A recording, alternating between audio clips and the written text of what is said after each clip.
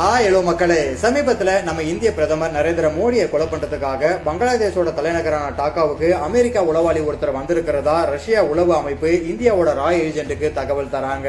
அதன்படி நம்மளோட ராய் ஏஜென்ட்டும் ரஷ்யாவோட உளவு அமைப்பும் சேர்ந்து அமெரிக்காவோட உளவாளிக்கு ஜூஸ்ல விஷம் வச்சு கொலை பண்றாங்க. அதே நேரத்துல பாகிஸ்தானோட ISIS தீவிரவாதி பங்களாதேஷ்ல வேற ஒரு இடத்துல பிணமா கிடக்கிறாரு.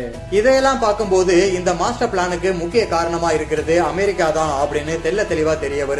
ஒரு நாட்டோட பிரதமர் அவங்க சொல்றத கேட்கலனா ஒண்ணு அவங்கள கொலை பண்ணுவாங்க, இல்லனா அங்க ஆட்சி மாற்றத்தை கொண்டு வருவாங்க. இதே மாதிரி தான் சமீபத்துல பங்களாதேஷ ஆண்டுட்டு இருந்த ஷேக் ஹசீனா அப்படிங்கிற லேடி பிரதமர் அமெரிக்கா சொல்றத கேட்காததுனால அங்க பல மில்லியன் டாலரை செலவு பண்ணி போராட்டத்தை தூண்டி அந்த பிரதமரை நாட்டை விட்டே ஓட விட்டாங்க.